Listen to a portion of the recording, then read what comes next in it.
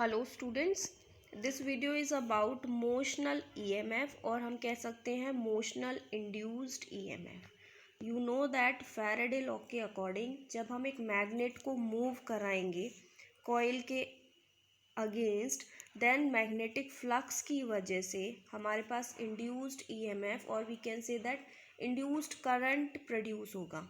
उस फिनोमिना को हम बोलते हैं इलेक्ट्रोमैग्नेटिक इंडक्शन। लेकिन यहाँ पे बात कर रहे हैं हम मोशनल इंड्यूस्ड ईएमएफ की। मीन्स ये हमारे पास एक यूनिफॉर्म मैग्नेटिक फील्ड है। दिस क्रॉस रिप्रेजेंट दैट कि मैग्नेटिक फील्ड की जो डायरेक्शन है perpendicular inward to the plane of paper है and it is uniformly distributed. So जब हमने इसके अंदर इस कॉइल को, इस रेक्टेंगुलर कॉइल को इसमें प्लेस किया, तब इसके लिए मैग्नेट इंड्यूस्ड ईएमएफ कितना था, और जब हमने इसको मूव किया with some displacement we can say that dx, इतना इसमें डिस्प्लेसमेंट कर दिया, तब उसके इंड्यूस्ड ईएमएफ पे कितना फ़र्क पड़ेगा, कितना चेंज आएगा। So the induced EMF across the ends of the conductor due to motion is motion in magnetic field, उसी को हम बोलते हैं मोशनल ईएमएफ। मोशन की वजह से जो ईएमएफ प्रोड्यूस हो उसको बोलते हैं हम मोशनल ईएमएफ। यहाँ पे एक रॉड है जिसको हमने will cut the magnetic field, ये पी क्यू एक रॉड है जो कि मैग्नेटिक फील्ड को कट कर रही है, इस तरीके से हमने इसको रखा है। सो कंसीडर अ कंडक्टर, हमारे पास एक कंडक्टर है पी क्यू जिसकी लेंथ है एल। इसको हमने यू शेप्ड इस कंडक्टिंग रेल के अंदर हमने सिचुएट किया है, जो कि कांस्टेंट मैग्नेटिक फील्ड के अंदर प्लेस्ड है। जब इस कंडक्टर पी क्यू को हम मूव करेंगे टूवर्ड्स लेफ्ट, इधर की साइड, विद वेलोसिटी v, तो जो ये एस पी क्यू आर, ये जो पोर्शन है, ये इसका जो एरिया है, जब हम इसको अंदर की साइड मूव करेंगे वो एरिया डिक्रीज होगा, और जैसे ही हम इस पी क्यू को आउटसाइड मूव करेंगे तब एरिया इंक्रीज होगा। लेकिन जब एरिया डिक्रीज हो रहा है, मैग्नेटिक फील्ड हमारे पास यूनिफॉर्म है, लेकिन जब हम इसको बाहर लेके आ रहे हैं तब ये मैग्नेटिक फील्ड से कहीं ना कहीं दूर हो रहा है, which means that the area of loop P Q R S decrease हो जाएगा। इसके डिक्रीज होने से फ्लक्स लिंक वो भी डिक्रीज होगा। ठीक है, ये इसके लिए एक इक्विवेलेंट सर्किट है। तो लेट कंसीडर करते हैं x हमारे पास लेंथ है इस लूप की at any instant of time t।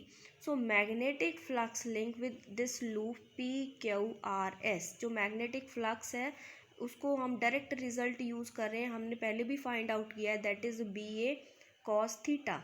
So magnetic flux भी इस डायरेक्शन, मैग्नेटिक फील्ड की डायरेक्शन है परपेंडिकुलर इनवर्ड, एंड इसके ऊपर मैग्नेटिक फील्ड लाइंस, अगर एरिया देखें तो मैग्नेटिक फील्ड और एरिया के बीच में जो एंगल बनेगा that is 180 degree. So 180 degree cos 180 degree की वैल्यू होती है हमारे पास -1, इसके अंदर वैल्यू पुट करेंगे तो -BA, and area is length multiply by breadth. Length हमारे पास L है, ब्रेड्थ हमारे पास x है, तो हमारे पास जो equation I that is -BLX।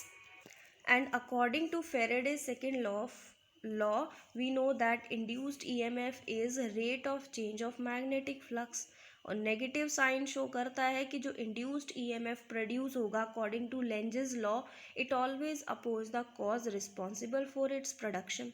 सो जब हम इसकी वैल्यू को इसमें पुट करेंगे, फ्लक्स की वैल्यू को, negative negative cancel out, then we have BL dx upon में dt, and you know that change in displacement per unit time is known as velocity.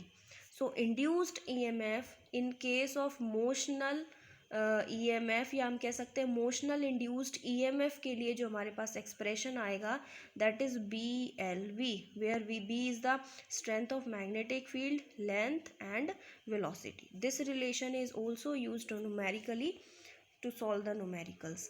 So while using BLV should be mutually perpendicular to each other, otherwise resolve B और V into rectangular components. अगर ये mutually perpendicular नहीं होंगे तो हमें इनके rectangular components में इनको break down करना पड़ेगा। ये तो रिलेशन था इंड्यूस्ड ईएमएफ का मोशनल इंड्यूस्ड ईएमएफ के लिए वेलोसिटी के साथ। लेकिन अगर करंट इंड्यूस्ड हो लूप के अंदर करंट हो, इस तरीके से करंट इंड्यूस्ड हो, then R is the resistance of P Q conductor. तो हम कह सकते हैं कि ये हमारे पास रेजिस्टेंस हो गया इस कंडक्टर के लिए। And neglecting the resistance of Q R, इन सभी के रेजिस्टेंस को हम नेग्लेक्ट कर देंगे। So you know that according to Ohm's law V is equals to I R होता था and I is equals to V by are.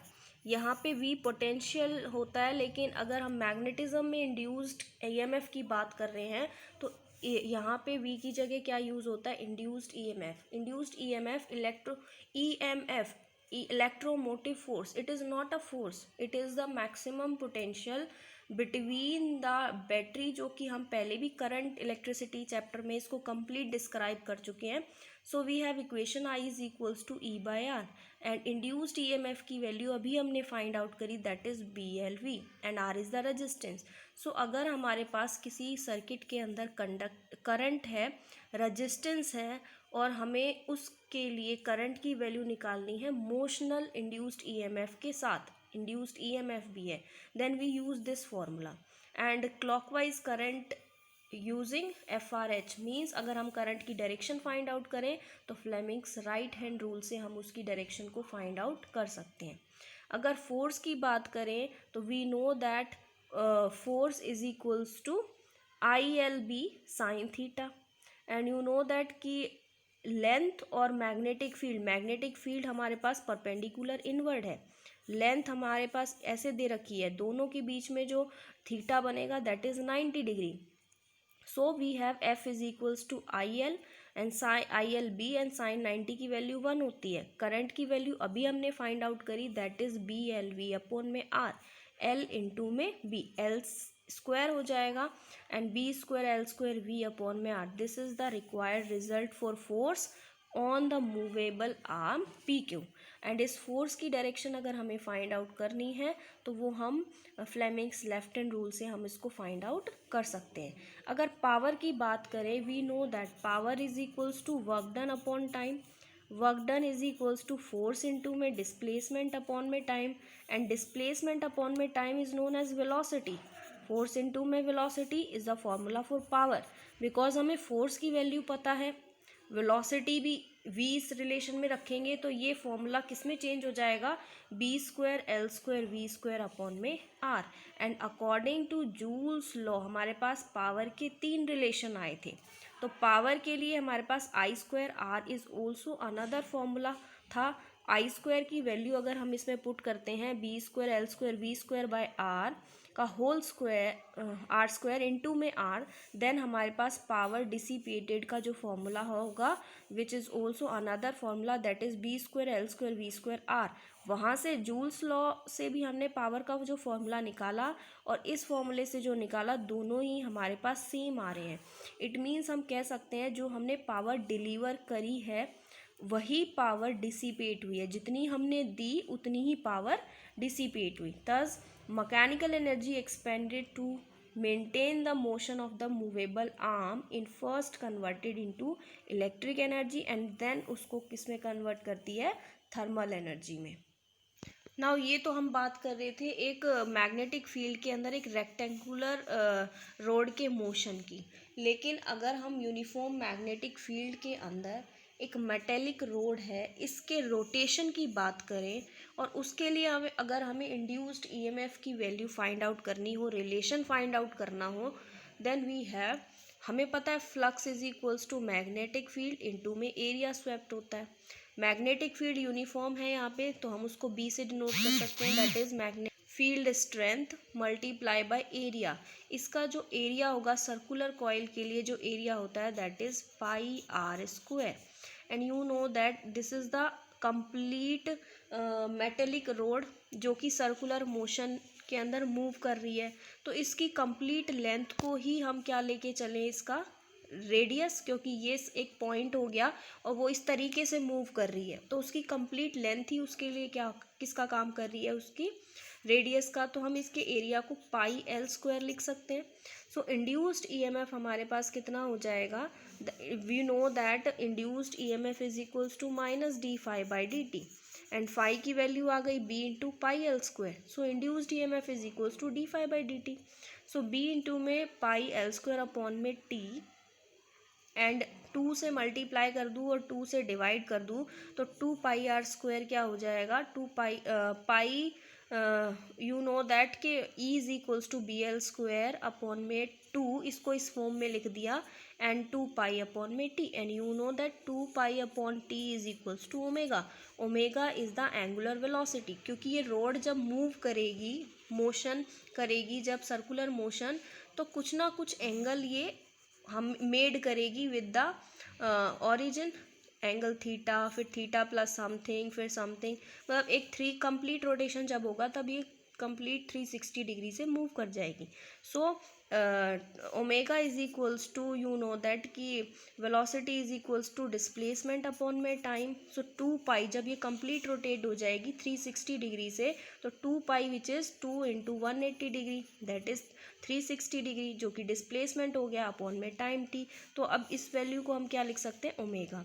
So induced EMF एक मेटेलिक रोड के लिए जो कि रोटेट कर रही है यूनिफॉर्म मैग्नेटिक फील्ड के अंदर, उसके लिए कितना होगा, BL² ओमेगा अपॉन में 2.